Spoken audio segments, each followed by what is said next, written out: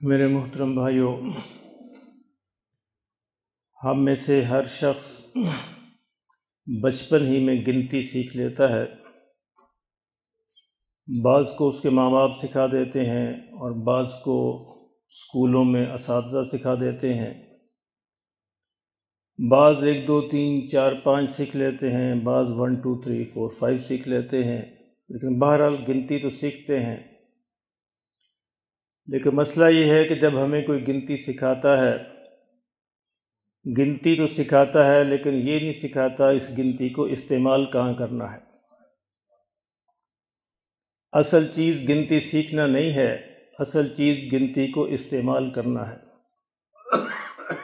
ہم پھر گنتی سیکھ کر ساری عمر چیزوں کو گنتے رہتے ہیں، پیسے کو گنتے رہتے ہیں، مال و دولت کو گنتے رہتے ہیں، اور اس سے بھی بڑی عجیب بات دوسروں کی برائیوں کو گنتے رہتے ہیں، دوسروں کی خامیوں کو گنتے رہتے ہیں، دوسرے کے عیبوں کو گنتے رہتے ہیں، اور یہی گنتے گنتے گنتے ہماری عمر گزر جاتی۔ جبکہ گننے کی چیز یہ نہیں تھی، گننے کی چیزیں کچھ اور تھیں، گننے کی چیز اللہ کی نعمتیں تھیں۔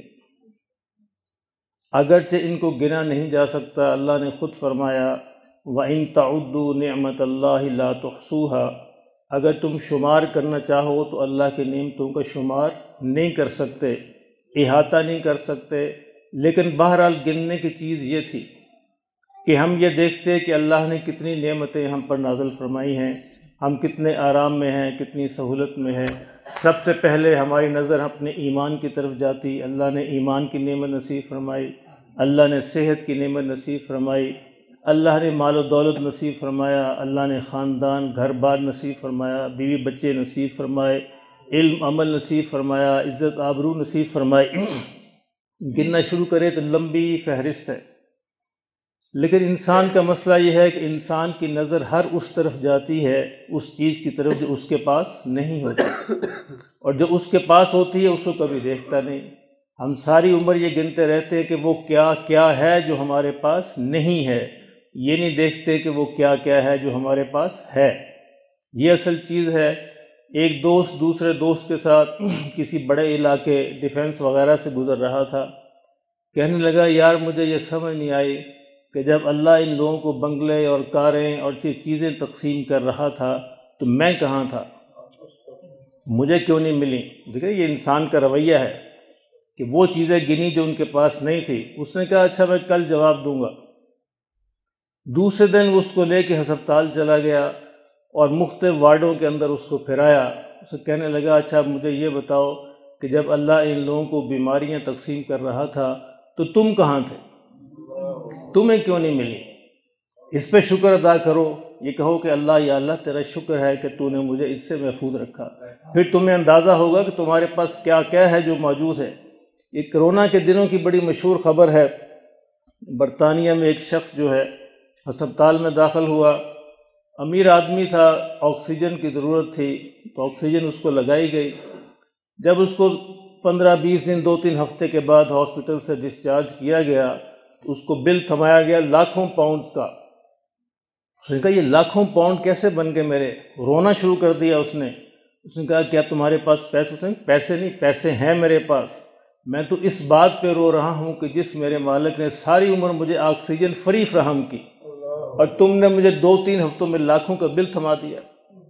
اس بات پہ رو رہا ہوں کہ میں نے کبھی اس کا شکر ادا ہی نہیں کیا۔ یہ اللہ کی قسم جن لوگوں کو یہ اندازہ ہوا ہے کرونا کے دنوں میں کہ آکسیجن کتنی بڑی نعمت ہے، مجھے خود اس تجربے سے گزرنا پڑا، پھر پتہ چلتا ہے کہ آکسیجن کتنی بڑی نعمت ہے جو ہمارا اللہ ہمیں فری میں مفت میں فراہم کر رہا ہے اور ہمیں اس کا اندازہ نہیں ہوتا۔ اور یہ جو کھانا پینا جو ہے جو ہمیں گھروں کے اندر بیٹھے مل جاتا ہے، اللہ اکبر۔ آقا دو عالم صلی اللہ علیہ وسلم بھوک کی حالت میں تھے، اسی حالت میں چند صحابہ کے ساتھ آپ حضرت ابو ایوب انصاری کے گھر تشریف لے گئے۔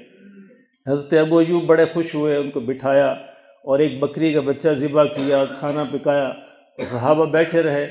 اور جب دعوت تیار ہو کے کھانا پک کے سامنے آیا، حضور صلی اللہ علیہ وسلم نے ایک لقمہ توڑا، پھر ہاتھ روک دیا اور پھر آپ نے قرآن مجید کی وہ آیت پڑھی ثم لتسألن یومئذ عن النعیم، کہ اس دن تم سے ہر نعمت کے بارے میں سوال ہوگا۔ صحابہ رو پڑے یا رسول اللہ صلی اللہ علیہ وسلم اس بھوک کی حالت میں ہم نے کھایا، پھر بھی ہم سے سوال ہوگا؟ حضور نے فرمایا صلی اللہ علیہ وسلم ہاں پھر بھی تم سے سوال ہوگا۔ اور آپ نے ایک روٹی پہ کچھ سالن رکھ کر کہا علی یہ فاطمہ کو دے آؤ، فاطمہ بھی 3 دن سے فاقے سے ہے۔ اس حال کے اندر بھی آپ نے فرمایا کہ ہم سے ان کے بارے میں سوال ہوگا۔ تو یہ میرے محترم دوستو یہ چیزیں ہیں گننے کی۔ اللہ کے لیے ہم اس کو سیکھیں کہ گنتی کو استعمال کہاں کرنا ہے۔ گنتی کو استعمال کرنا ہے اللہ کی نعمتوں کو گننے میں اور اپنی خامیاں گننے میں، دوسروں کی نہیں۔ دوسروں کی خامیاں تو ہمیں بہت نظر آتی ہیں، اپنی خامیاں نظر نہیں آتی۔ حسد ہے، کینہ ہے، بغض ہے، تکبر ہے، غرور ہے، ریاکاری ہے، جھوٹ ہے، غیبت ہے، غصہ ہے، لالچ ہے، ہرس ہے، ہوس ہے، ساری بیماریاں ہمارے اندر ہیں۔ ایسا نہیں کہ نہیں کوئی انسان اس سے محفوظ نہیں ہے، کسی میں زیادہ ہیں کسی میں کم ہیں، لیکن دوسروں کی تو ہمیں نظر آ جاتی ہیں۔ اپنی برائیاں ہم نہیں گنتے، اپنے عیب نہیں گنتے، اپنی خامیاں نہیں گنتے، اپنے نقائص نہیں گنتے۔